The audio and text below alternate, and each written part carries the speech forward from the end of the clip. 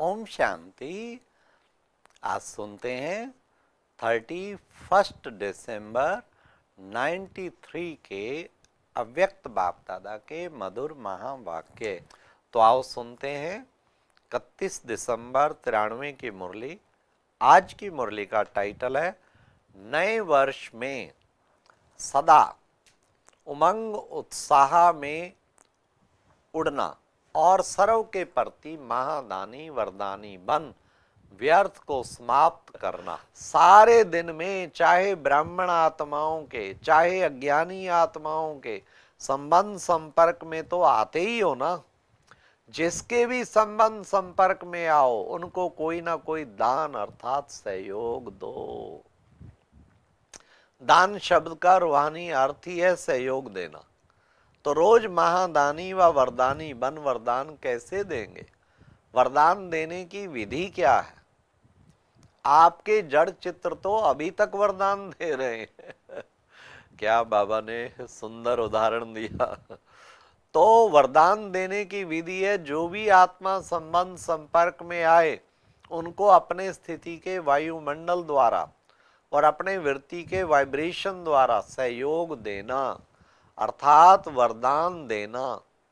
कैसी भी आत्मा हो, गाली देने वाली भी हो, निंदा करने वाली हो, लेकिन अपनी शुभ भावना शुभ कामना द्वारा वृत्ति द्वारा स्थिति द्वारा ऐसी आत्मा को भी गुणदान या सहनशीलता की शक्ति का वरदान दो। अगर कोई क्रोध अग्नि में जलता हुआ आपके सामने आए तो आग में तेल डालेंगे या पानी डालेंगे? पानी डालेंगे ना, कि थोड़ा तेल का भी छींटा डालेंगे। अगर क्रोधी के आगे आपने मुख से क्रोध नहीं किया, मुख से तो शांत रहे, लेकिन आंखों द्वारा चेहरे द्वारा क्रोध की भावना रखी तो भी तेल के छींटे डाल दिए और भड़केगी आग। क्रोधी आत्मा तो परवश है। रहम के शीतल जल द्वारा वरदान दो। तो ऐसे वरदानी बने हो ना कि जिस समय आवश्यकता है उस समय सहन शक्ति का तीर नहीं चलता। अगर समय पर कोई भी अमूल्य वस्तु कार्य में नहीं लगी तो उसको अमूल्य कहा जाएगा क्या? अमूल्य अर्थात समय पर मूल्य कार्य में लगे। तो इस वर्ष क्या करेंगे? महादानी वरदानी बनो। चैतन्य में संस्कार भरते हो ना, तब तो जड़ चित्रों द्वारा भी वरदानी मूर्त बनते हो। संस्कार तो अभी भरने हैं ना, कि जिस समय मूर्ति बनेगी उस समय भरेंगे। महादानी वरदानी मूर्त बनने से व्यर्थ स्वतः ही खत्म हो जाएगा। क्योंकि जो महादानी है वरदानी है दूसरों को देने वाले दाता हैं। तो दाता का अर्थ ही है समर्थ। समर्थ होगा तब तो देगा। तो जहां समर्थ है वहां व्यर्थ स्वतः ही खत्म हो जाता है। समर्थ स्थिति है स्विच ऑन होना। जैसे इस स्थूल लाइट का स्विच ऑन करना अर्थात अंधकार को समाप्त करना, ऐसे समर्थ स्थिति अर्थात स्विच ऑन करना। तो स्विच ठीक है या कभी ठीक है, कभी लूज हो जाता है या फ्यूज हो जाता है। ऑन करना तो आता है ना। आजकल तो छोटे छोटे बच्चे भी स्विच ऑन करने में होशियार होते हैं। टीवी का स्विच ऑन कर देते हैं ना। तो स्विच ऑन होने से एक एक व्यर्थ संकल्प को समाप्त करने की मेहनत से छूट अव्यक्त फरिश्तों का यही श्रेष्ठ कार्य है। छूट जाएंगे। एक एक व्यर्थ संकल्प को समाप्त करने की मेहनत से छूट जाएंगे। अव्यक्त फरिश्तों का यही श्रेष्ठ कार्य है। और क्या नवीनता करेंगे? अव्यक्त वर्ष में अपना चार्ट रखा था कि कभी रखा कभी नहीं रखा। कभी कभी वाले बने या सदा वाले बने, कभी कभी वाले ज्यादा हैं। इस नए वर्ष में नया चार्ट रखना। क्या नया चार्ट रखेंगे? 4 सब्जेक्ट को तो अच्छी तरह से जानते हो ना।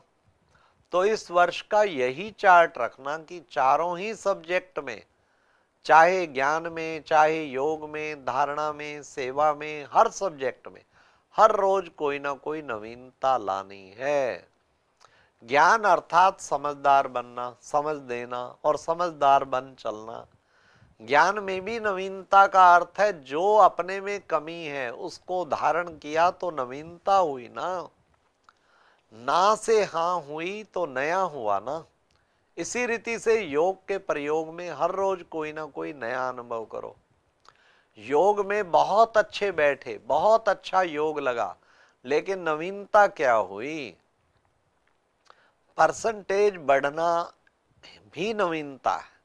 आज अगर आपकी परसेंटेज योग की 50% है और कल 50 से वृद्धि हो गई तो नवीनता हो गई ना। ऐसे नहीं कि एक ही मास में 50-50 लगाते जाओ।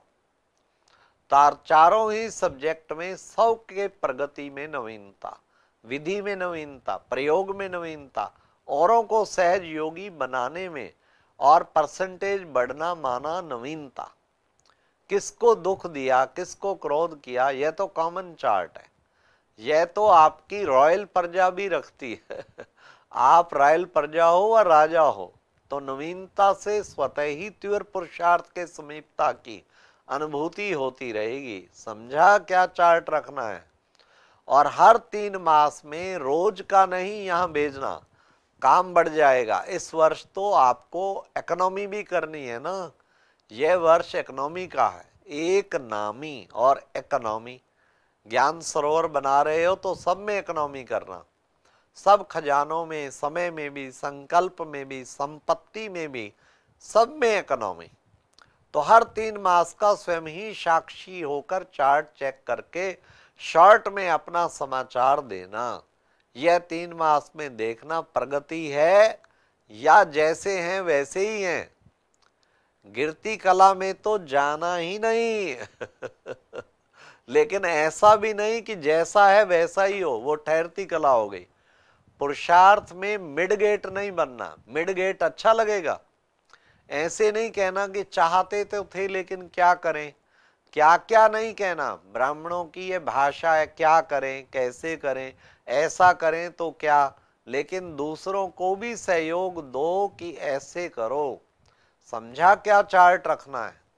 अब देखेंगे कौन कौन क्या करता है। बाप दादा स्नेह के कारण नाम अनाउंस नहीं करते किसने क्या क्या किया, जानते तो है ना। आजकल टीवी का फैशन है। बाप दादा के पास भी टीवी है। बाप दादा जानते हैं जो पिछले वर्ष काम दिया तो किसने कितना किया। नाम अनाउंस करें तो हाफ कास्ट कितने रहे, फुल कास्ट कितने रहे। तो बाबा ने कहा नाम अनाउंस करूं क्या, हाफ कास्ट कितने रहे, फुल कास्ट। तो इस वर्ष महादानी वरदानी मूर्त स्वयं प्रतिबी और सर्व प्रतिबी बनो। हर रोज कोई ना कोई नवीनता अर्थात प्रोग्रेस अवश्य करो। तो ये हुआ सबके पुरुषार्थ के प्रति। अच्छा, सेवा में क्या करेंगे? सेवा में भी नवीनता लानी है। मेले भी बहुत कर लिए, प्रदर्शनी तो अनगिनत कर ली, सेमिनार कॉन्फ्रेंस भी बहुत की। अभी आवाज बुलंद करने वाले माइक तो तैयार करने ही हैं, लेकिन उसकी विधि क्या है? वैसे पहले भी सुनाया है लेकिन किया कम है। सेवा की रिजल्ट में देखा गया कि बड़े निमित्त आत्माओं को समीप लाने के पहले, चाहे कोई नेता है, चाहे कोई बड़े इंडस्ट्रियलिस्ट हैं, चाहे कोई बड़े ऑफिसर हैं, लेकिन उन्हों को समीप लाने का साधन है उन्हों के सेक्रेटरी को अच्छी तरह से समीप लाओ। आप लोग बड़ों के ऊपर टाइम देते हो और वो अच्छा अच्छा कहकर फिर सो जाते हैं। उन्हों को फिर जगाने के लिए इतना टाइम तो मिलता ही नहीं है, ना वो देते हैं ना आप जा सकते हो। इसलिए सेक्रेटरी जो होते हैं वो बदलते भी नहीं है, बड़े तो सब बदल जाते हैं। सारी दुनिया का बाबा राज बता देता है। आज एक मिनिस्टर की सेवा करते हैं और कल वो प्रजा बन जाता है। सेक्रेटरी काफी सहयोगी बन सकते हैं। तो किसी भी वर्ग की सेवा में इस वर्ष विशेष सेक्रेटरी, मैनेजर्स या प्राइवेट असिस्टेंट जो भी शक्तिशाली हों, बड़ों के समीप हों, उन आत्माओं की सेवा विशेष करो। दूसरी बात, पहले भी इशारा दिया है कि वर्तमान समय कम खर्चा और नाम वाला उसकी विधि है कि जो भी छोटी या बड़ी संस्थाएं हैं, एसोसिएशन है, उन्हों से संबंध संपर्क रखो। बनी बनाई स्टेज पर नाम वाला करो, ये है बाबा का काम। कम खर्चा और नाम वाला करते हो, लेकिन और तीव्र गति से। हर देश में, हर गांव में, हर जिले में जो भी भिन्न भिन्न प्रकार के एसोसिएशन है या बहुत वर्ग के कार्य करने वाले हैं, कॉन्फ्रेंस करने वाले हैं, सम्मेलन करते हैं, तो बनी बनाई स्टेज पर संदेश दो। समय और मेहनत दोनों बच जाएगी। अभी इसको तीव्र गति में लाओ। चेक करो कि जिस देश के या जिस स्थान के निमित्त बने हैं, उस स्थान की कोई भी संस्था वंचित रह न जाए, क्योंकि वर्तमान समय वायुमंडल परिवर्तन हो गया है। अभी डर कम है, स्नेह ज्यादा है। अच्छा मानते हैं, अच्छा बनते नहीं है, लेकिन अच्छा मानते हैं। इसलिए इस दो प्रकार की सेवा को और अंडरलाइन करो, तो सहज माइक तैयार हो जाएंगे। नया वर्ष शुरू किया तो नया विधि और विधान तो चाहिए ना। इस नए वर्ष का अमृत वेले सदा यह स्लोगन इमर्ज करना कि सदा उमंग उत्साह में उड़ना है, दूसरों को भी उड़ाना है, और बीच बीच में चेक करना। ऐसे नहीं कि अमृत वेला चेक करो और सारा दिन मर्ज कर दो नहीं, ऐसा नहीं। फिर रात को सोचो कि आज का दिन तो ऐसे ही रहा। नहीं, बीच बीच में चेक करो, इमर्ज करो कि उमंग उत्साह की बजाय कोई और रास्ते पे तो नहीं चले गए। उड़ती कला के बजाय किसी कला ने तो अपनी तरफ आकर्षित नहीं किया। अच्छा, चारों ओर के नवजीवन अनुभव करने वाले सर्व ब्राह्मण बच्चों को, सदा नवयुग के आधार श्रेष्ठ आत्माओं को, सदा संकल्प बोल और कर्म द्वारा महादानी वरदानी आत्माओं को, सदा स्वयं की स्थिति द्वारा औरों की परिस्थिति को भी सहज बनाने वाली समर्थ आत्माओं को, सदा हर दिन स्वयं में प्रगति अर्थात नवीनता अनुभव करने वाली समीप आत्माओं को, सदा एक नामी करने वाले बाप समान समीप आत्माओं को बाप दादा का याद प्यार और नमस्ते। अच्छा, ओम शांति। तो हर पल उमंग उत्साह में रहना है और सबको उड़ाना है। ओम शांति।